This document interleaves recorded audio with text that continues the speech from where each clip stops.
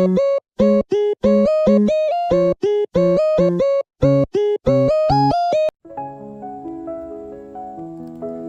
ဂလာပါရှင်ဖြစ်ဖြစ်ရှယ်ရင်မှာပြန်လည်ကြိုဆိုလိုက်ပါတယ်ဆရာမမေယူငယ်ရေးသားထားတဲ့ကလေးတို့ကြီးကြတောင်းကျမ်းလာရင်ဘလို့ဖြည့်ရှင်းရမလဲဆိုတဲ့ပစောင်းမလေးကိုဖတ်ပြပေးခဲ့ရမှာဒီကနေ့မှာတော့ကလေးတို့ကြီးကြတောင်းကျမ်းလို့ရှိရင်ဘလို့ဖြည့်ရှင်းရမလဲဆိုတဲ့နည်းလမ်းဖတ်ပြပေးသွားမှာဖြစ်ပါတယ်ရှင်ကလေးဟာအခြေအနေတစ်ခုကြောင့်မဟုတ်ပဲပုံမှန်ထန်ဖြစ်တာဆိုရင်ဒီလိုနည်းနှစ်ခါသုံးခါသုံးရုံနဲ့နောက်မလုပ်တော့ပါဘူးသူမသွားချင်ဘူးဆိုတာကိုကောင်းမွန်ပြတ်တက်လာမှာပါနည်းနည်းပူကြီးရဲ့9နှစ်အထက်ကလေးတွေဟာဒီလိုကြီးကြထူရိုက်အာကောင်ချင်းဟိုတာတွေကိုသူတို့လိုချင်တာရဖို့အတွက်သုံးတက်ကြပါတယ်သူတို့ဒီလိုလှုပ်လို့လူကြီးတွေကလက်ရောထားခဲ့မိရင်ပူဆိုးပါတယ်အမြဲတမ်းဒီနည်းနဲ့သူတို့လိုချင်တာအရာကိုတောင်းတော့မှာပါဒါကလည်းသူတို့အပြစ်မဟုတ်ပဲကလေးကိုစနစ်တကျလေ့ကျင့်ထားပေးတာမဟုတ်လို့သူတို့ကိုဆက်ဆံတဲ့လူကြီးနဲ့လိုက်ရောညီထွေဖြစ်အောင်ကလေးကအသင်ယူထားတဲ့တစ်ခုတည်းသောနည်းလမ်းဖြစ်နေလို့ပါပဲကျောင်းတက်တဲ့အရွယ်ကလေးဆိုရင်တော့အခန်းတစ်ခုထဲဒါမှမဟုတ်နေရာလွတ်တစ်ခုမှာသူစိတ်အေးအောင်အချိန်ပေးပြီးနေစေသင့်ပါတယ်ကလေးဟာသူ့ရဲ့စိတ်ကိုထိန်းချုပ်နိုင်တဲ့အထိအဲ့ဒီမှာနေဖို့ပြောပါဒီလိုနေခိုင်းတာဟာကလေးကိုသူ့ရဲ့ဒေါသကြောင့်ဖြစ်လာတဲ့အခြေအနေရလဒ်ကိုသူကိုယ်တိုင်ထိရောက်စွာခံစားသိနိုင်ဖို့အခွင့်အရေးပေးလိုက်တာပါပဲဒါကြောင့်ကလေးဟာစိတ်တူတောင်းကျမ်းနေစဉ်ပျောက်သွားတဲ့သူ့ရဲ့ထိန်းချုပ်နိုင်မှုကိုသူပြန်လည်ရရှိနိုင်ပါလိမ့်မယ်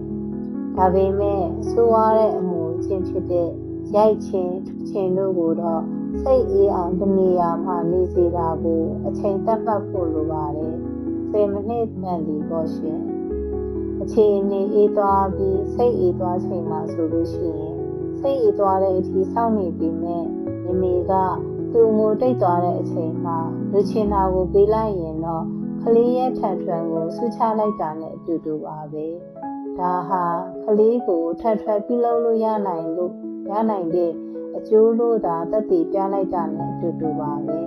အငိုတိတ်သွားလဲသူ့ကိုချီပိုးဖတ်ထားပြီးသူလုံးလို့မရစားလို့မရတာကိုတော့ခုနကမပေးဘူးပြောထားသလိုမပေးဘဲသာနေသင့်ပါတယ်သူ့ရဲ့စိတ်ကိုထိန်းချုပ်နိုင်လိုက်တာကိုပါဇက်ကထုတ်ဖော်ချီးကျူးပေးပါသားလေးကဆိုပေမဲ့ထိန်းနိုင်ရင်တော့တော်တယ်သားရဲ့မျက်နှာကိုလည်းမရိုက်တော့ဘူးရိုက်ရင်သသားနာမှာပေါ့စသည်ဖြင့်ဒီအချိန်မှာပြောပေးသင့်ပါတယ်ကလေးတွေဟာကြီးကြပြီးရင်စိတ်တွေပြော့ပြီးအချုပ်ခံခြင်းတက်ကြပါတယ်သူတို့တောင်းကျမ်းလာဟာသိပြီးချစ်စရာကောင်းတဲ့အမူအရာမဟုတ်ဆိုတာကိုလည်းသူတို့သိပါတယ်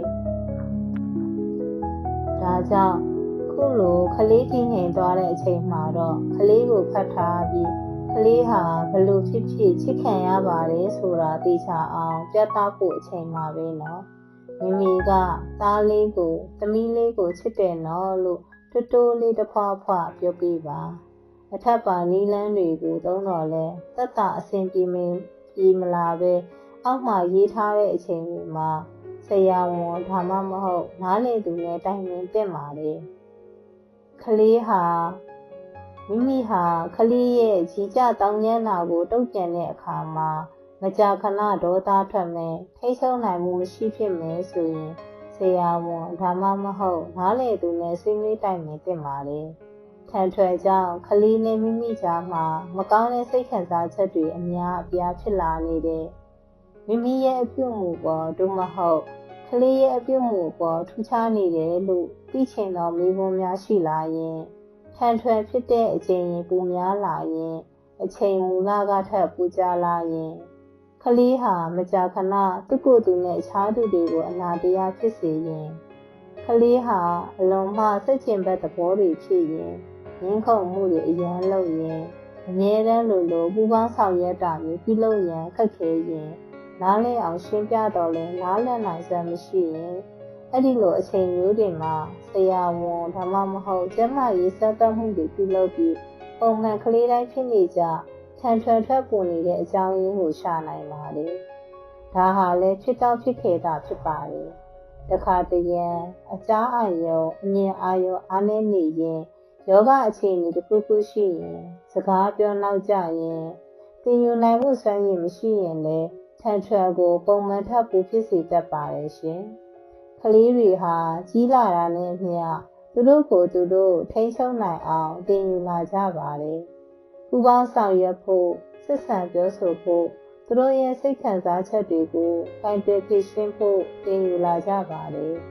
ဒီလိုဆိုရင်ထန်ထွယ်ဟာလည်းရက်သွားပြီးတေချာပြောပြဆက်ဆံလို့ရလာကြမှာပါစိတ်မကျေနပ်မှုတွေနည်းလာပြီးထိန်းချုပ်နိုင်မှုများလာရင်ကြီးကြတာတွေလည်းနည်းလာမှာပါ